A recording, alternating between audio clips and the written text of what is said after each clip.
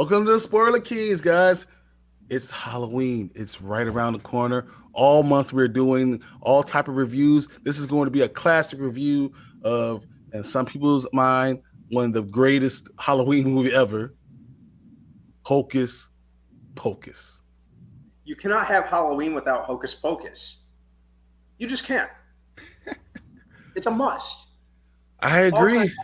I agree.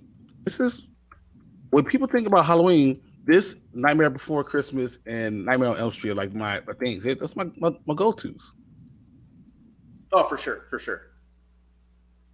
All right. I have a multitude.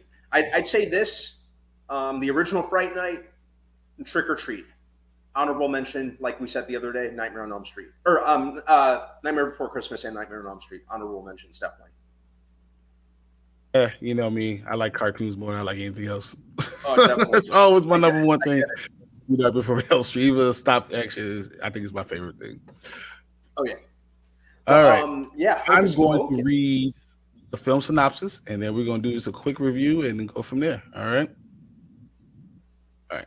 After moving to Salem, Massachusetts, teenager Max Dennison explores an abandoned house with his sister, Danny, and their new friend, Allison. After dismissing a story Allison tells about the as superstitious, Max accidentally frees a coven of evil witches, Bette Midler, Sarah Jessica Parker, and Kathy Najimy, who used to live in the house.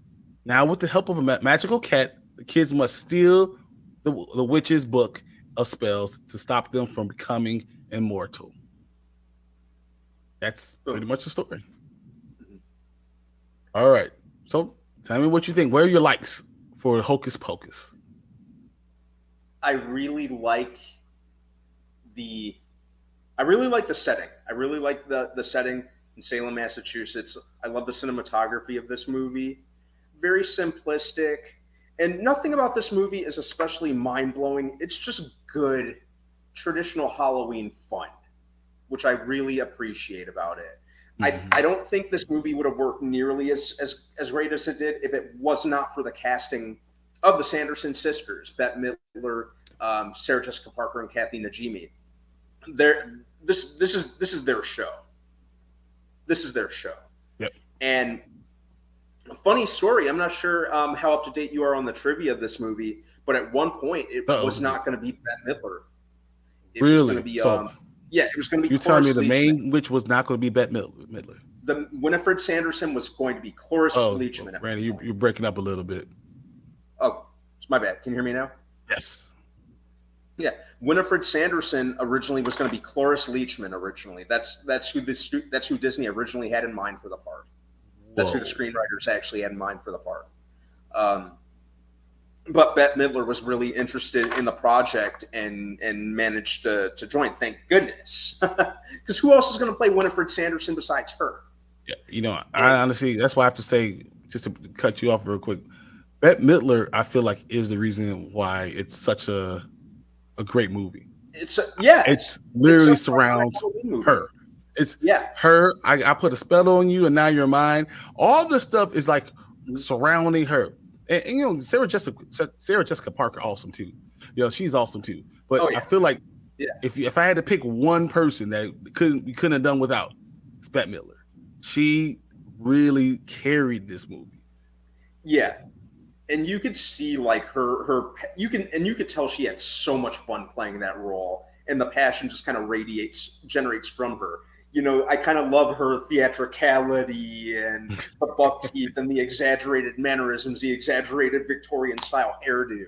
Even the makeup, even the lipstick. I mean, the lipstick, it just, and it just, I'm kind of inclined to say this is like her show. Like when you think Hocus Pocus, I'm pretty sure the first person that springs to mind is Bette Midler. Yeah, easily. And then you think about, thank God they had Sarah Jessica Parker there because you had someone cute on screen. That's all you really had. That's just it. Yeah, I think I had a big thing for her and Vanessa Shaw as a child. You're not wrong.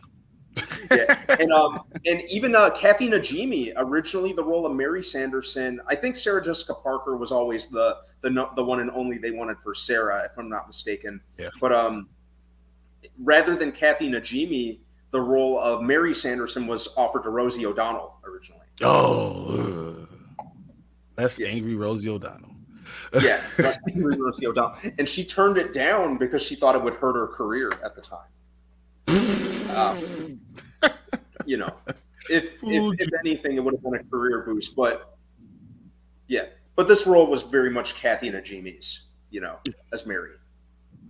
You know, I like her more in really Class can't... Act. I mean, and Sister Act. I like her a lot more. Yeah, in Sister Act. playing a kinder character, right? Playing a nun, that's just much better. I like her. She's great in Sister Act. But this is such a good Halloween movie. And here's the question: does this movie hold up today? Would you be able to watch this movie today and say it's the same interesting type of characters? And I mean, I guess we're going to find out when we see the numbers for Hocus Pocus 2. But do you think that those numbers are going to be similar? No, that's a good question. Because I don't know if it actually will. I don't think it will. And even with Hocus Pocus 2 out now, I think this is going to be still kind of held in its own individual regard. Mm-hmm. If that makes sense, because it's got so much of that cult following, and I think Hocus Pocus 2 really was made because of because it has so much of a loyal cult following. You know, Brandon. So, movie came out in 1993. 93, summer 93. Yep. So, in my opinion, this movie it's been held together because when we were kids, we liked it and we carried it with us every year. And we are the main people that are spending all the money out there in the world right now. That's what I think is really happening. I don't know if this movie is better than a lot of the other movies of the time, like Matilda or any of those things. But we are holding it true. And I think even the fact that we got Hocus Pocus 2 is because of us. We are the target marketing for all this. Not even the kids. We want to share with our kids, but we are the adults. We are the parents now. And we're sharing with our childhood with them. And I think that's why it's coming out. So I don't know if it holds up today, but we're going to enjoy it anyway. Because we're not from today. Yeah. We're from the past. Yeah, exactly. The fan base, you know, has really kept this movie you know, and you know, the movie bombed. The movie tanked when it came out originally in the theaters because it came out like midsummer. No one was trying to see a Halloween movie during that time. It didn't really find, but it found new life through reruns on the Disney Channel and ABC Family or whatever they've renamed it to nowadays. No, but even the VHS, all the VHS were sold. They sold more movies than they sold tickets originally, and that's what's so awesome about it. Yeah. And you know, I know I was saying the other day, Nightmare Before Christmas is the reason Hot Topic exists. Hocus Pocus added muscle mass to Hot Topic. I think Hot Topic really owes Hocus Pocus and Halloween and the Nightmare Before Christmas. That's why it's still open. That's why it was open all the time. That was it. That was the only reason. And a little bit of Nightmare on the Street.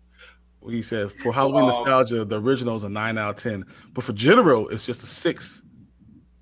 It's later every Halloween. I can get with that.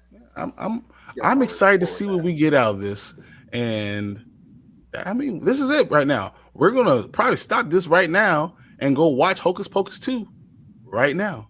So if you guys want to see Hocus Pocus or interested in Hocus Pocus 2. Please leave a comment. Let us know. I want to hear everything.